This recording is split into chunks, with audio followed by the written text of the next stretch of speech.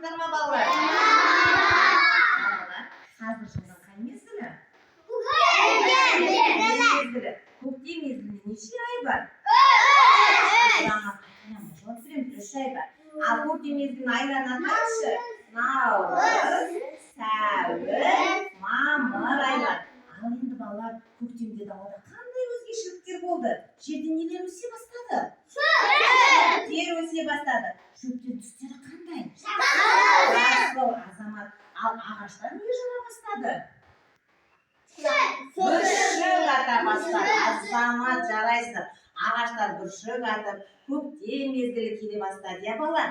Ал енді балалар, бүгін біз ертегілер, әжемнің ертегілерімен танысқымыз келіп отыр. Ал енді балалар, сендер бүгін қандай, кім айтады? Қандай ертегілерді білесіңдер? Алдар көсе, тағы? Мақтағыз бен мысық.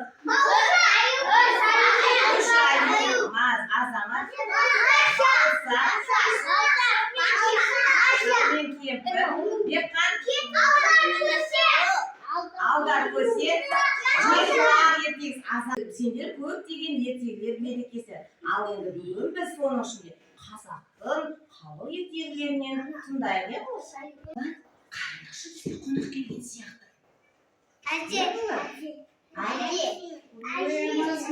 Балалар, орныңыздан тұрып амандасаңыз келген қонаққа қайыр балалар.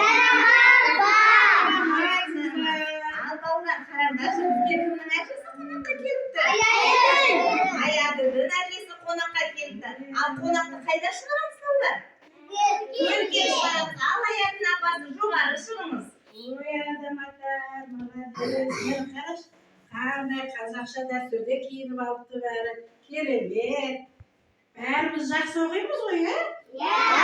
Бала бәріміз. Қарлығаштың құйрығы неге айыр дейді? Қарлығаш деген не білесіңдер ме? Қос, ұшатын. Көктем мезгілінде ұшып келеді оның бәрі. Оның құйрығының айыр болып қалу себебі неде? Соны мен оқып берейін, ә? Күндердің бір күні жылан жер жүзіндегі жанды мен жансыздарды жинап, мынандай арыз айтады. Мені Тәңірім сендердің бәрінен кем жаратпапты. Аяқ қолым жоқ, басымды көтере алмай жер бауырлап қалды. Не жеп, не қоярымды да білмеймін. Сендер бүтін тілдісіңдер, ал мен айыр тілдімін. Ойнап отырсам, жанды мен жансыздардың ішіндегі ең сорлысы мен екенмін. Маған ешқайсының жәрдем еткілерің келмейді.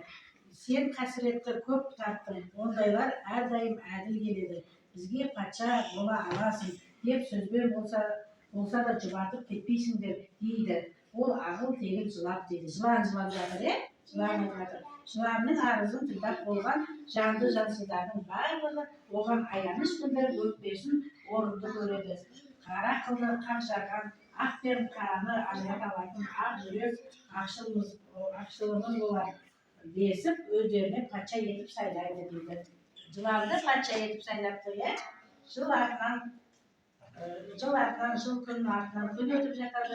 Күндердің күнінде тойымсыз жылан екен бүкіл әлемге патша болып, барлық билікті өз қолыма алсам, бұдан да жақсы өмір сүрер едім. Кез келген тамақты ішпей, ең тәттісін ғана жейтін едім деп қиялдайды. Осы ойын жүзеге асыру үшін өзіне қан жанын айыра алатындардың бәрін шақырады. Осы қос қанатының делдитіп, аяқтарын шілдейтіп, қуарып шіркей тұмсығын едірейтіп, сона, маса, патшаның көңілін табам деушілердің бәрі келеді. Патша өзіне шақырады, е? Патша өзінің шілдей мен масаға жер жүзін аралап, өсімдіктердің дәмін татып, жандының қанын сорып қайтыңдар. Тек бұлар ғана емес, қаттыдан қастың, жұмсақтан топырақтың да дәмін алыңдар дейді. Дүниедегі ең тәтті дәм бұдан былай менің тамағым болатындай етіңдер деп оларға уақыт беріп, бүкіл әлемді шарлауға жібереді. Күн артынан күн өтіп, патшаның айтқан мезгілі де жетеді. Әлсіз шіркей жел болса шөптің түбіне қашып тығылады. Желсіз күндері ымылдап ән салғансып жүріп кешігіп қалады. Ал маса өсімдік пен жандылардың ішіндегі қанын тәттісін біледі деп патшасына қарай әуелей ұшып әлдетіп келе жатады. осы кезде қарлығаш кез болып қарлығаш кез болды. Иә досым, патшамызға дүниедегі ең тәтті тамақты іздеп кетті деп естідім. Таптың ба деп сұрайды. Маса тәтті қан іздеп жүр, иә, патшаға қан әкеліп беремін деп. Оны қарлығаш сұрап жатыр. Маса қарлығашты менсінбей сұрағына жауап бермей, бұрынғыдан да бетер зулай жөнеледі. Түсіндім.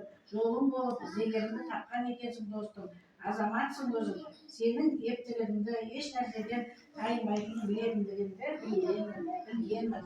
Осы қасиетіңді енді барлық қанаттыларға айта жүретін боламыз деп қарлығаш масадан сыр тартып мадақтай сөйлейді. Сол мақтауды естіген маса патшамыздың тамағына кімді тапқаныңды білесің бе дейді. Шаттана лепірленіп. Жағы қарлығашқа маса мақтанып жатыр. Қаны тәтті кімді таптың білесің бе дейді. Досым маса, мен не білуші едім, сенен дененің үлкендігі болмаса, ақылым аз емес пе? Сен патшаның ақылшысың. Қане төрем, айта қойшы, ардақты патшамыздың тамағына кімді таптың дейді. Кімді табады? Ойланып отырыңдар, тыңдап отырыңдар. Бұл сөздерге ергіле түскен маса, дүниеде патшамызға лайық ең дәмді ас адам қаны екен дейді. Адам сияқты ақылды да, айлалы да жан тұмсығын едіреткен бір сенімдік жарымжанға жем болып қала ма деп қарлығаш адамды құтқарудың амалын ойлайды. Қарлығаш адамның досы екен, не балалар? Адамның досы қарлығаш. Қарлығаш сол үшін үйге ұя салады, е? Көрдіңдер ме қарлығаштың үйге ұя салғанын? Менің ақылымның қысқалығы осы емес пе, маса төрем? Адамның қаны тәтті дегеніңе сенер-сенбесінді білмей келем. Дүниедегі тәтті қанды тауып, дәмін татқанын тіліне алатын өр түсіп қалады деп шешем көп айтушы еді. Мүмкін болса, тіліңді шығарып, мөріңді көрсетші. Алтын мөрге көз салғанның өзі біз үшін үлкен бір медеу ғой.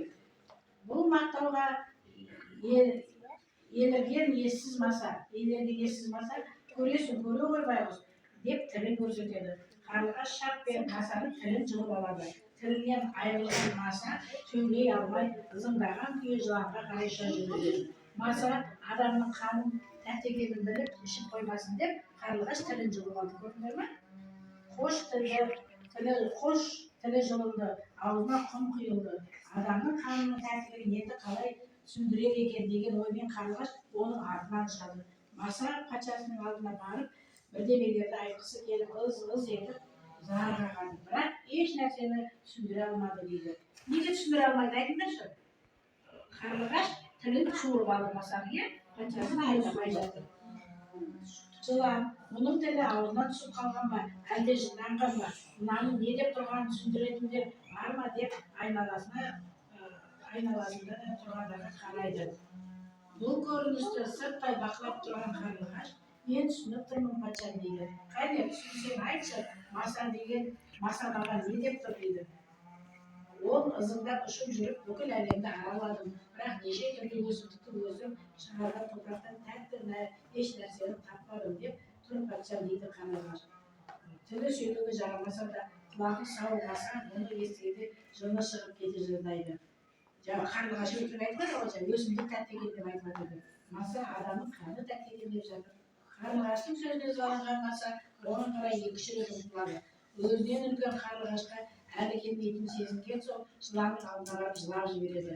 Масаның бұл күйін көрген жылан, мұның тіліне бір пәле қылған екенсің ғой деп қарлығашқа тап береді. Қарлығаш ұша жөнеледі. Жылан ұша жөнелген, оның құйрығынан ғана тістеп үлгереді. Қарлығаштың құйрығы осыдан кейін айрық болып қалған деседі. Кім жұлып апты қарлығаштың құйрығын? Қарлығаштың құйрығын жылан жұлып алған. Жылан топырақ жалап, маса ызыңдап қалады.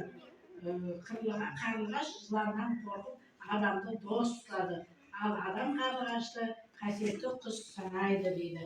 Міне, мына жерде көрініп тұр, суретті қараңдар. Міне жылан масаға бұйрық беріп жатыр. Сен маған тәтті нәрсе әкеп бер, не тәтті деп. Содан кейін маса қу екен әтеле, мен адамды қанын суырып әкеп берсем, тамақ болады деп айтыңдаршы балам. Мына қарлығаш мына жерде тұрады дағы масаның тілін жұлып алады. Сен шақпайды ендегі, қанын сорма деп. Тәтті қан керек емес дейді. Маса міне ештеңені шаға алмайды. Мына бала ұйықтап жатыр, тілі жоқ. Содан қарлығаштың алдына, жыланның алдына келгенде қара, қарлығаш қалай қылды? Құйрығын жұлып алды. Құйрығын жұлып алды. Ертегі ұнады ма балапандарым? Енді үйге барғанда бауырларыңа, інілеріңе айтып жүріңдер, қарлығаштың құйрығы неге айыр екен? Міне осындай ертегілерді көп оқыңдар, жақсы оқып. Мен қазір тағы да немерем бар, сояққа барып тағы да ертегі оқимын балапандарым. Сендер қандай тәртіпті балапансыңдар. Орнымыздан тұрып, апамен. Бүгін бізге қонаққа кім қылады? Кімнің әжесі келді балалар? Аяздың әжесі бізге қандай ертегі оқып берді бұлар? Қарлығаштың құйрығы неге айыр деген ертегі оқып берді. Қарлығаштың құйрығы неге айыр болыпты? Қарлығаштың құйрығын кім жуалыпты? Қарлығаштың құйрығын жуан жуалыпты. Қарлығаштың құйрығы екі айыр болыпты. Қарлығаш көктемде қайда ая салады екен балалар? Үйдің боғаттарына ая салады екен, құстарға біз қандай қамқорлық жасаймыз балалар? Ұясын бұзуға бола ма құстың? Ұясын бұзуға болмайды, біз құстарға қамқорлық жасаймыз. Мен сендерге бауырсақ әкелдім. Бауырсақ жейміз енді. Ал, мен айналайын бауырсақ. Не айтамыз әжеге балалар? Ой, мінекей бауырсақ. Мінекей.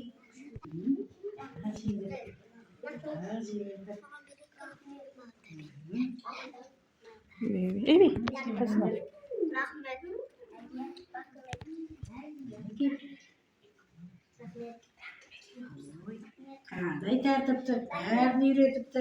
Бәрін үйретіпті. Ал, жақсылап қарындарың тоқ болсын, қайғыларың жоқ болсын, денсаулықтарың мықты болсын балапандар. Ертегі жаттап жүріңдер, Ал енді Аягүлдің әжесімен қоштасайық, бұлар сау болыңыз дейміз. Сау болыңыздар, сізге ертегі айтуға келіп тұрамын. Жақсы. ал бала сау болыңыз деп айтайық. Жақсы. Ал, Сау болыңыз деп айтайық.